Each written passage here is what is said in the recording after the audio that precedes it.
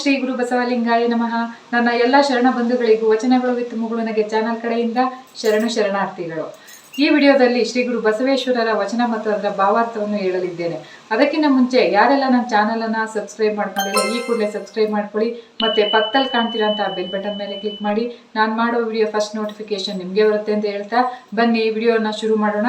ಪೂರ್ತಿ ನೋಡಿ ಇದರ ಅರ್ಥವನ್ನು ತಮ್ಮ ಜೀವನದಲ್ಲೂ ಅಳವಡಿಸಿಕೊಳ್ಳಿ, ಒಳ್ಳೆಯ ಜ್ಞಾನವಂತರಾಗಿ ಅಂತ ಹೇಳ್ತಾ ಈಗ ವಚನ ಶುರು ಮಾಡೋಣ.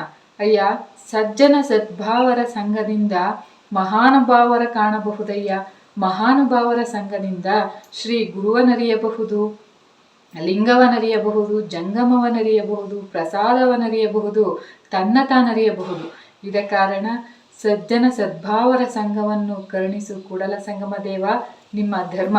ಈ ವಚನದ ಅರ್ಥ ಹೀಗಿದೆ: ಸಜ್ಜನರ ಸಂಘದಿಂದ ಆಗುವ ಪ್ರಯೋಜನ ಎಂತಹದ್ದು ಎನ್ನುವ ವಿವರಣೆ ಈ ವಚನದಲ್ಲಿದೆ. ಸಗಣಿಯವನೊಂದಿಗೆ ಸರಸಕ್ಕಿಂತ ಗಂಧದವನೊಂದಿಗೆ ಗುದ್ದಾಡುವುದೇ ಲೇಸು ಎನ್ನುವ ಲೋಕೋಕ್ತಿ ಈ ಸಂದರ್ಭದಲ್ಲಿ ನೆನಪಾಗುವುದು. ಒಳ್ಳೆಯವರ ಒಡನಾಟದಿಂದ ಒಳ್ಳೆಯದಾಗುತ್ತದೆಯೇ ಹೊರತು ಎಂದಿಗೂ ಕೆಡುಕಾಗುವುದಿಲ್ಲ. ಹಿಟ್ಟಿನಂತೆ ರೊಟ್ಟಿ ಎನ್ನುವ ಮಾತು ಸಹ ಇದಕ್ಕೆ ಪೂರಕವಾಗಿದೆ.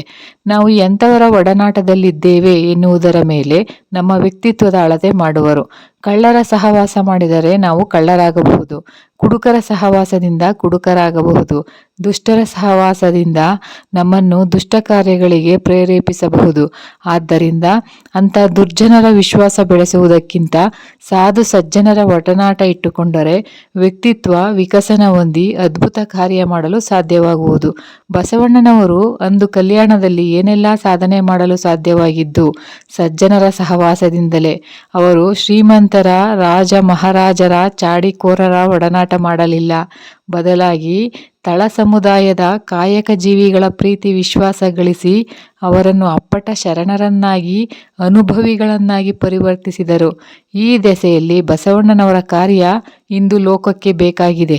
ಅವರು ಲೋಕ ಕಲ್ಯಾಣ ಕಾರ್ಯಗಳನ್ನು ಮಾಡಲು ಲಿಂಗ ವ್ಯಸನ ಮತ್ತು ಜಂಗಮ ಪ್ರೇಮ ಎನ್ನುವ ತತ್ವವನ್ನು ಅವಲಂಬಿಸಿದ್ದು ಅವರ ವಚನಗಳಿಂದ ವೇದ್ಯವಾಗುವುದು. ಇದನ್ನು ಪರಿಣಾಮಕಾರಿಯಾಗಿ ನಮ್ಮ ವಚನದಲ್ಲಿ ಬಿಂಬಿಸಿದ್ದಾರೆ. ಧನ್ಯವಾದಗಳು.